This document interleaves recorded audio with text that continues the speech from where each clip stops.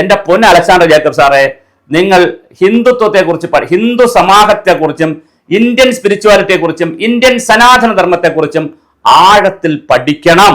പ്രത്യേകിച്ച് വിഗ്രഹാരാധനയെക്കുറിച്ചും വിഗ്രഹ സങ്കല്പങ്ങളെക്കുറിച്ചും അങ്ങ് പഠിക്കണം. ശബരിമലയിലിരിക്കുന്ന അയ്യപ്പൻ സമാധിയിലിരിക്കുന്ന അയ്യപ്പനല്ലേ? അവിടെ മണികണ്ഠൻ പോയി വിലയിച്ചതല്ലേ? ഇപ്പോ പഴയ കഥയൊക്കെ ഇരുന്നോട്ടെ, ബുദ്ധന്റെ ക്ഷേത്രം ഇതൊക്കെ ഇരുന്നോട്ടെ, ശാസ്താവൊക്കെ കഴിഞ്ഞിട്ട് ഇപ്പൊ അയ്യപ്പൻ ഇപ്പൊ മണികണ്ഠനാണല്ലോ അവിടുത്തെ ആള്, പ്രധാന ആള്. അവിടെ ലഘുപൂജയല്ലേ നടത്താവൂ?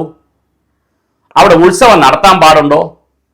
1950 അമ്പലം അമ്പലത്തിൽ പിന്നെ ഈ കൊള്ള നടന്നതിന് ശേഷം ഒരു കോടാലി ജോസഫ്, പിന്നെ കോടാലി ജോൺ എന്നാണ് ഗുരുമൂർത്തിയൊക്കെ ജനം TV പറയണം, അല്ല കോടാലി ജോസഫാണ്. കോടാലി ജോസഫ് അവിടെ പിന്നെ മറ്റുള്ളവരുടെ വാടക കൊലയാളിയായി വന്ന് അതിനെ അമ്പലത്തെ തകർത്തതിന് ശേഷം, വിഗ്രഹത്തെയൊക്കെ തകർത്തതിന് ശേഷം, അപ്പോഴും ഒരു കാര്യം ഞാൻ ചില കാര്യങ്ങൾ ചേർത്ത് പോകണം, അതിന് മാത്രമായിട്ട് വീഡിയോ ചെയ്യേണ്ടതെന്ന് വിചാരിച്ചിട്ടാണ്. അത് പഞ്ചലോക വിഗ്രഹമായിരുന്നു ഈശ്വരൻ പോറ്റി പറയുന്നതനുസരിച്ച്. ചിലർ പറയുന്നത് കല്ല് ആയിരുന്നു വിഗ്രഹം, അല്ല പഞ്ചലോക വിഗ്രഹം.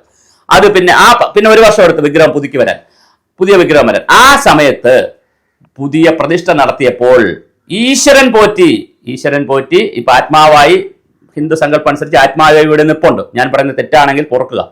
അന്ന് ഒരു പ്രതിജ്ഞ എടുത്തിട്ടുണ്ട്, അതിന്റെ രേഖ നമ്മളിലുണ്ട്. പ്രതിജ്ഞ എന്താണ്? ഇവിടെ ലഘുപൂജയെ നടത്തൂ.